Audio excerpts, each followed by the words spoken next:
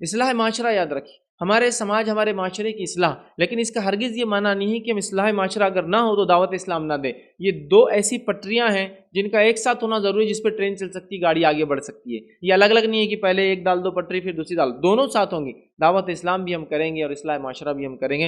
اصلاح معاشرہ سے میری مراد ہے، یاد رکھیے، ہم امت مسلمہ کو سب سے پہلے دین کی اہمیت جگہ ان کے دلوں میں، ان کے ذہن میں۔ امت مسلمہ کو بتائے کہ ہم کو اللہ نے کتنی بڑی نعمت دی ہے، جب کوئی کسی دوسرے دین میں پیدا ہوتا ہے یا دوسرے مذہب میں پیدا ہوتا ہے اور وہ حق کی طرف آتا ہے، کتنی تکلیفیں اٹھاتا ہے۔ اللہ کا فضل رہا کہ ہمیں مسلمان ماں باپ کے گھر میں پیدا کیا، مسلمان گھرانے میں پیدا کیا۔ یہ سب سے بڑی فضیلت ہے اس کی، جو مجھے اور آپ پہ اللہ نے دی ہے، جس کو ہم سمجھتے نہیں ہیں۔ سمجھ رہا؟ تو اس کی اہمیت ہم جگائے دین کی۔ دوسرا کام ہمیں یہ کرنا ہے کہ دین پر عمل کرنے کی ترغیب دلائے۔ جب اہمیت جاگیں گی، پتہ چلے گا کہ کس دین کے ہم حامل ہیں، کیا ہمارے دنیا میں آنے کا مقصد ہے، ہمیں کیا کرنا ہے، تو پھر انسان دین پر یاد رکھے، پھر عمل کرنا شروع کریں گے۔ اور ایز اے انڈیویجول بھی ہمیں اصلاح کرنا ہے لوگوں کی، اور ایک گھر کے ناطے بھی اصلاح کرنا ہے اپنے لوگوں کی، ایک سماج کے ناطے بھی اصلاح کرنا ہے اپنے لوگوں کی، ایک محلے، بستی اور شہر کے اندر یاد رکھیں جس حیثیت سے ہمیں، اس حیثیت میں مجھے اور آپ کو یہ ذمہ داری کو ادا کرنا ہے، اس کام کو انجام دینا ہے، یاد رکھیں۔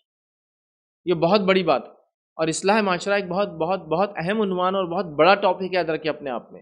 اور اصلاح معاشرہ میں دو چیزوں کی اصلاح بہت ضروری ہے۔ پہلا ایز ایک فرد کے ناطے، دوسرا ایک گھر کے ناطے۔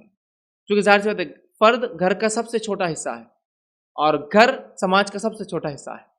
اگر ان کی اصلاح ہو جائے تو پھر سماج کی اصلاح بھی ہونا شروع ہو جاتی ہے، یاد رکھیے۔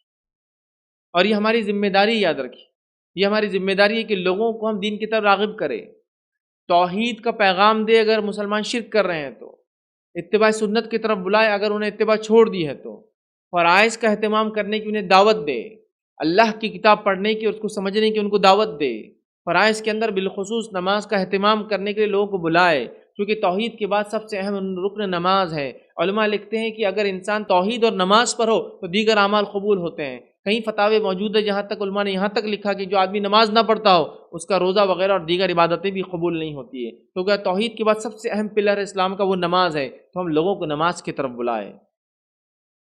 ماشاءاللہ ایسا امت ہم ماشاءاللہ اس کے لیے بہت ساری کوششیں کر رہے ہیں کہ لوگوں کو نماز کی طرف بلائے، روزے کی طرف بلائے، زکوٰۃ کی طرف بلائے، حج کی طرف بلائے، چونکہ فریضے ہیں، قرآن کی تلاوت پڑھنے اور سمجھنے کی طرف بلائے، ہم کر رہے ہیں۔ لیکن ایز اے امت ہم نے من جملہ کوئی نظم دعوت اسلام کے لیے اب تک نہیں بنایا، یاد رکھیے، وہ ضرورت ہے یاد رکھیے بنانے۔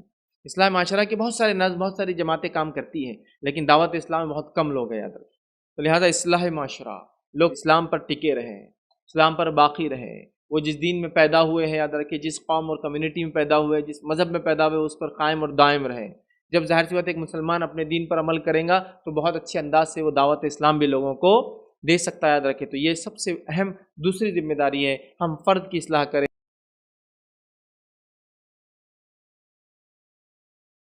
السلام علیکم، آپ بھی ہمارے اس کام میں تعاون کریں اپنی زکات و صدقات کے ذریعے۔ ڈونیشن ڈیٹیلز کے لیے ڈونیٹ اس پر کلک کریں۔ اگر آپ کو ہمارے ویڈیوز پسند آئے ہیں تو اسے شیئر کریں اور ثواب کے حقدار بنیں۔ روزانہ ہمارے ویڈیوز کو پانے کے لیے ہمارے یوٹیوب چینل کو سبسکرائب کریں اور بیل آئکن دبائیں۔ ہم سے دیگر سوشل میڈیا پر جڑنے کے لیے ویڈیو میں دیے گئے آئی ڈیز کو سرچ کریں۔ جزاک اللہ۔